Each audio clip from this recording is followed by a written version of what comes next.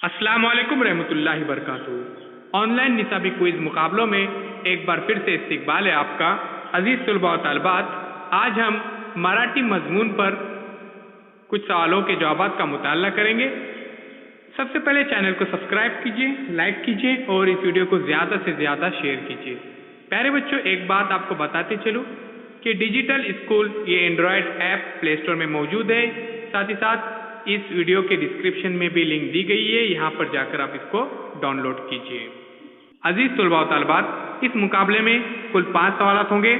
पहले 3 सवालों के जवाब मैं आपको बताऊंगा ताकि आपकी मालूमात में इजाफा हो सके। बाकी 2 सवालों के जवाब आपको कमेंट बॉक्स में ही देना है। बेहतरीन परफॉर्मेंस करने वाले तालिब इल्म को डिजिटल स्कूल की तरफ से डिजिटल सर्टिफिकेट से नवाजा जाएगा। प्यारे बच्चों, आखिर 2 सवालों के जवाब आपको कमेंट बॉक्स में ही देना है और इस वीडियो की डिस्क्रिप्शन में जाकर ग्रुप की जो लिंक है उस ग्रुप में शामिल होना है। लड़के और लड़कियों के लिए अलग अलग ग्रुप बनाए गए हैं। तो चलिए प्यारे बच्चों, शुरू करते हैं इस मुकाबले को। उससे पहले चैनल को सब्सक्राइब कीजिए, लाइक कीजिए और इस वीडियो को ज़्यादा से ज़्यादा शेयर कीजिए। सवाल नंबर पहला आपके सामने है, मोठ्याने वाचणे याला काय म्हणतात?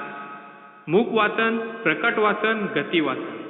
यहाँ पर ऑप्शन नंबर 2 सही है, प्रकट वाचन। तो मोठ्याने वाचणे याला प्रकट वाचन असे म्हणतात। आइए प्यारे बच्चों, अगला सवाल देखते। मराठी भाषेची लिपी कोणती? संस्कृत, देवनागरी, फारसी। तो प्यारे बच्चों, देवनागरी यहाँ पर इसकी मराठी भाषा की लिपि है। प्यारे बच्चों, तीसरा सवाल देखने से पहले चैनल को सब्सक्राइब कीजिए, लाइक कीजिए और इस वीडियो को ज़्यादा से ज़्यादा शेयर कीजिए। साथ ही साथ प्ले स्टोर में से डिजिटल स्कूल ये एंड्रॉयड ऐप भी आप डाउनलोड कीजिए। तो तीसरा सवाल है, देवनागरी लिपी कोणत्या लोकांची लिपि आहे? द्रविड़, पठान, आर्य। प्यारे बच्चों, यहाँ पर ऑप्शन नंबर 3 सही है, आर्य समाज की देवनागरी लिपि है। तो चलिए प्यारे बच्चों, अभी जो 2 सवाल किए जाएंगे इनका जवाब आपको कमेंट बॉक्स में देना है। तो क्वेश्चन नंबर 4 है, मराठी भाषेत एकूण मूलाक्षरे किती? 48, 42, 40। 3 ऑप्शनों में से यहाँ पर एक सही ऑप्शन है, आपको कमेंट्स बॉक्स में उसका आंसर देना है। तो आइए बच्चों, अब क्वेश्चन नंबर 5 देखते हैं। तो क्वेश्चन नंबर 5 आपके सामने है, नामाऐवजी वापरण्यात येणाऱ्या शब्दाला काय म्हणतात? सर्वनाम, नाम, क्रिया। प्यारे बच्चों, ये इससे पहले हमने मराठी व्याकरण में वीडियो देखे थे। तो चलिए इन दोनों सवालों के जवाब आपको कमेंट्स बॉक्स में देना है। तो चैनल को सब्सक्राइब कीजिए, लाइक कीजिए और इस वीडियो को ज़्यादा से ज़्यादा शेयर कीजिए।